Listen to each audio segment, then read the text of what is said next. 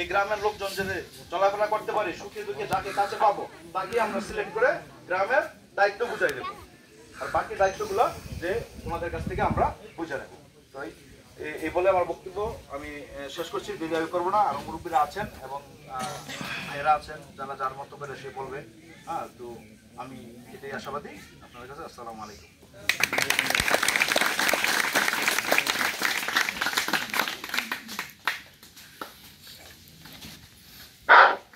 নাজমুল পাঠানকে অসংখ্য ধন্যবাদ, অনেক গুরুত্বপূর্ণ কথা বলেছে।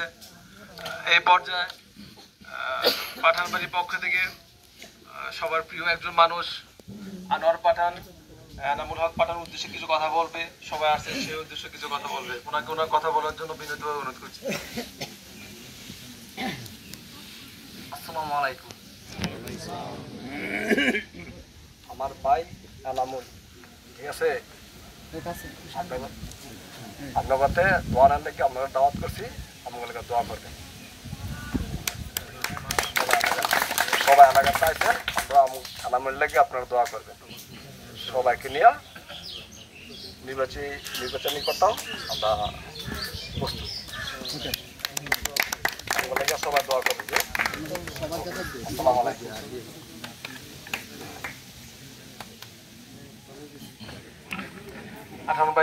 আনোয়ার ভাইকে অসংখ্য ধন্যবাদ। এই পর্যায়ে বক্তব্য প্রদান করবেন মোহাম্মদ একলাসুর রহমান। মোহাম্মদ একলাসুর রহমান ভাইকে বিনীতভাবে অনুরোধ করছি ওনার মূল্যবান বক্তব্য দেওয়ার জন্য।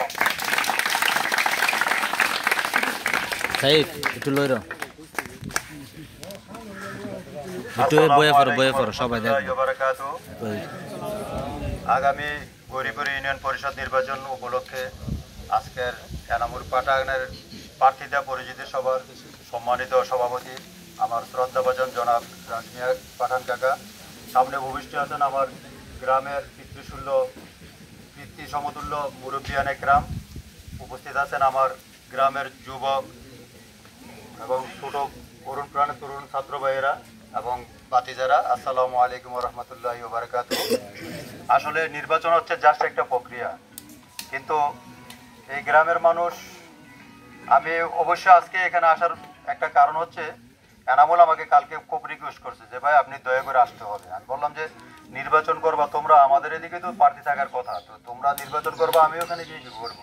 বললাম ভাই আগে আপনি যেহেতু না, আমি আমার পক্ষ থেকে বলছি, আমার বাবা যেহেতু নাই আপনি অবশ্যই আসতে হবে। তো ভাবলাম ছোট ভাই আবদার করেছে, এনামুল যেমন আমার ছোট ভাই, মহিউদ্দিনই কিন্তু আমার ছোট ভাই। আপনারা জানেন এই গ্রামের সবাই মরহুম আসমত আলী পাঠান, আমার শ্রদ্ধাভাজন দাদা আসমত আলী পাঠান এবং আমাদের কবুলুদ্দিন মুন্সি আমার দাদা, ওনারা কিন্তু বাইরা ভাই ছিলেন।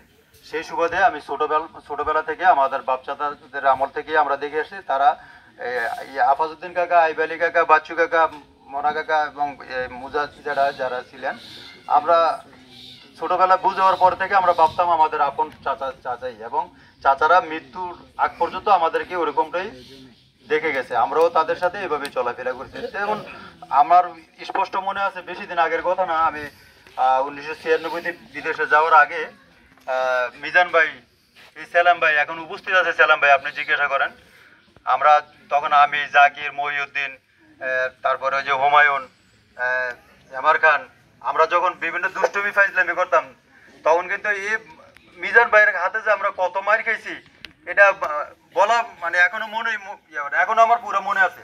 মিজান ভাই, সেলাম ভাই, আমগো জহির ভাইয়ের তো বাম হাতের চটকানা অনেক ফুলাপানি দেখেই নাই, আমগো জহির ভাইয়ের চটকানা যারা খাইছে তারা আজীবন মনে রাখছে।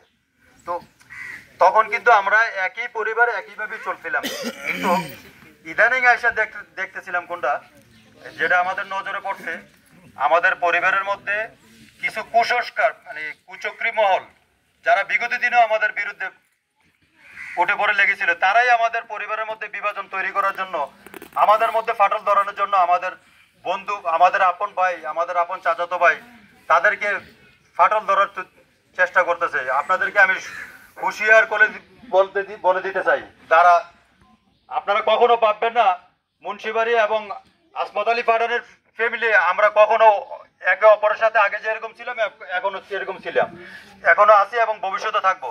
দয়া করে আপনারা যারা চিন্তা ভাবনা করতেছেন যে আমাদের মধ্যে ফাটল ধরাবেন, খবরদার দালালি অন্য জায়গায় করেন, কখনো আমাদেরকে নিয়ে এরকম চিন্তা ভাবনা করবেন না। মহিউদ্দিন যদি নির্বাচন করে, এনামুল যদি নির্বাচন করে, নির্বাচনের আগে আমরা যেরকম ছিলাম, নির্বাচনের পরে ঠিক আমরা ভাই ভাইয়ের মতোই থাকবো। আপনারা যদি মনে করেন দূর থেকে আপনারা ওই দালালি করে আমাদের সাথে বিভাজন তৈরি করবেন, এটা কখনো সম্ভব না, এটা কখনো ভাববেন না। নির্বাচন একটা প্রক্রিয়া, রিপন মেম্বার কি কাজ করছে না করছে এটা আপনারা সচক্ষে দেখছেন। কিন্তু আমার কথা হচ্ছে কখনো যেমন রহম আলী কাকার আমলে যে কাজ করতে আমরা কি বলতে পারবো যে রহম আলী ভটান কিছু করে নাই? কখনো না।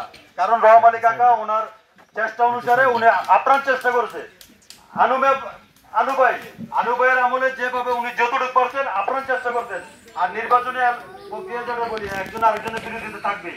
আনু মেম্বারের আমলে আপনাদের কোন মনে আছে কিনা জানি না, কিন্তু আমার স্পষ্ট মনে আছে আনু ভাইয়ের বিরুদ্ধে স্বয়ং ওনার বাবা বিরোধিতা করছে, মরহুম মালিক পারেন বিরোধিতা করছে আনু ভাইয়ের। কিন্তু আমরা আনু ভাইয়ের মেম্বার বানায় আনি নাই, পাস করাই আনছি। আর আলহামদুলিল্লাহ এরকম ক্যাপাসিটি আমাদের আছে। কিন্তু বিগত দিনে আমাদের বিভাজনের কারণে, আমাদের মধ্যে যে ঐক্যতা নষ্ট করার কারণে, অনেক ভুল বুঝাবুঝির কারণে আমরা হয়তো পিছিয়েছিলাম। তো আপনাদের সৎ উদ্যোগ থাকলে ইনশাল্লাহ আপনারা সফল হবেন। তবে আপনারা যেরকম আপন করে ব্যাপারী বাড়ি এবং শেখ বাড়িকে ধরে রাখে আমরা দোয়া করি তাদেরকে বুকে আগলিয়ে রাখবেন। কেননা পাস করার পরে যদি তারা আবার সপরিবারে মার খেয়ে হাসপাতালে ভর্তি হওয়া লাগে, এরকমটা আবার আপনাদের কাছে কামনা করি না। আপনারা তাদেরকে আগলে রাখবেন সব সময়। যেহেতু পাড়ান বাড়ি, মুন্সি বাড়ি, ব্যাপারী বাড়ি, মোল্লা বাড়ি, বুইয়া বাড়ি এরকম কোনো বিভাজন জানি না হয়। আমরা চর্মামুদ্দি, আমরা সবাই একে অপরের, সবাই গলাগলি করে চলবো, সবাই একে অপরের গ্রামের ভালোর দিক দিয়ে সবাই আমরা একে অপরকে সহযোগিতা করবো। এই বলে আমার সংক্ষিপ্ত বক্তব্য শেষ করছি। সকলে আনমোলের জন্য দোয়া করবেন এবং ভালো থাকবেন, এবং মরহুম বাচ্চু পাড়ারের জন্য এবং আবাসের কাকা আইবেলে কাকার জান্নাত কামনা করে এখানে শেষ করছি। আসসালামু আলাইকুম ওয়া রাহমাতুল্লাহি ওয়া বারাকাতুহু।